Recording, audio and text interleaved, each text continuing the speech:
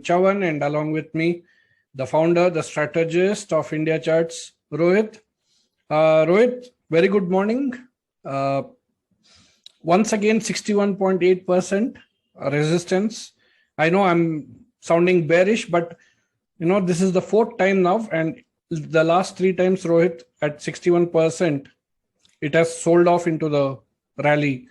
So your views, please. Not exactly the last three times, only in the counter trend bounces of November and December.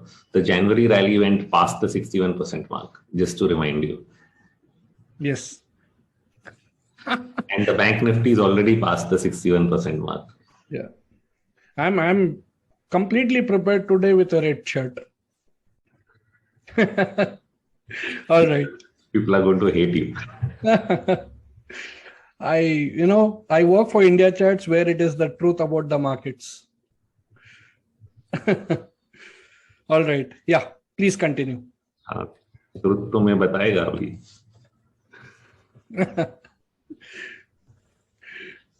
We closed positive for the week, by the way. We didn't close down. Okay. The weekly momentum of Bank Nifty is in buy mode. The daily momentum of Nifty and Bank Nifty is in buy mode. That's the Rohit's momentum indicator. Three buys. Only on weekly Nifty it is not yet in buy mode. All the other three are done. So, and Bank Nifty is past 61%. So I don't know, unless you think that Bank Nifty will fall just because Nifty has not crossed 61%, there's no reason to believe that it will not. And yesterday's pullback was within our expected range. So unless we really break that level, short-term bearishness at least, which could come in, I think, is still not there. It's the risk. But there's always a risk, right? But risk has not been activated. Yeah. But do you accept that the risk is definitely on, since the channel also broke yesterday? Risk will also be there, and once you reach 19,000 also, there will be risk. Okay. It's like January, you rallied all the way to 18,350 and then you came back to 17,000. That's a risk. Can you take away risk from stock market? But you have to activate that risk. So a part of our separating the trade management part in Nifty Daily was just to highlight that risk part a little more loudly. So when you break certain things, you have to go into risk management mode. So the first thing is, of course, trend line.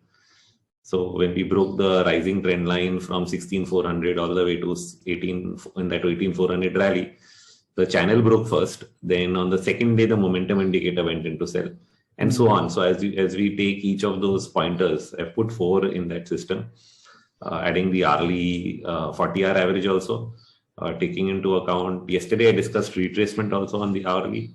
Then, of course, the classic Dow theory, higher highs and higher lows. So if you're not making higher highs and higher lows, it's a trend reversal. So as and when each of these indicators start breaking down, you should consider some risk management or taking off. So yesterday, say, for example, if the 40-hour broke, if you had 1,000 positions, should you reduce it by 200 just to manage risk, even though you didn't break 17,440? Wonderful. Yeah. You can do things like that. Now, if you break the trend line, you reduce another 20%, or even more maybe, because you could put more weightage on a trend line break. It often gives you good enough signals that the current trend is not intact, especially for options traders, because then it means that it will take enough time to pick up again, and so again time is not in your favor. So trend line breaks or retracement breaks, I pretty quickly would exit a large part of any options position. Okay. Now, my question here is, Rohit, if I had position of 1,000, okay, and immediately took resistance at the 61%, and which was also the 20 DMA, okay, it was the 20 DMA and 61%, should I reduce my position there and be little careful, or is it like, should I completely wait for the trend lines and hourly moving averages to break to reduce my positions? So there are two parts to this answer. First is what is and this one relates to my video message yesterday also in Hindi, that the 1 minute clip which is going viral and most people would think that it is a view on ki teji hi hai or kuch nahi hai, because it has been made to sound like that. Okay, because that's what catches attention. But the real underlying message is that teji hai to teji hoega na. What does that mean? It means that if the underlying trend is bullish, then we do long, exit, long, exit, long, exit. If the underlying trend is bearish, we do short, exit, short, exit, short, exit. Now, if the underlying trend is bearish, if I think that we are in a bear market, then I would give weightage to the pointers that you just gave me, which is it has reached 61%. The move till 61% is counter trend so far, or counts like 3 waves. And therefore, the failure to cross 61% is a sign that the bearish trend should continue. That presumes that we are in a bear market. First of all, my presumption is we are in a bull market. So let me just correct you there. Okay, Indiacharts views that we are in a bull market, whether Chavan agrees or not.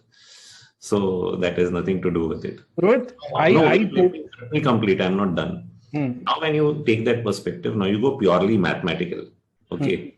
Now you open an Excel sheet and you put in the factors that I have included in the position sizing. Okay. So that doesn't include 61% retracement, by the way.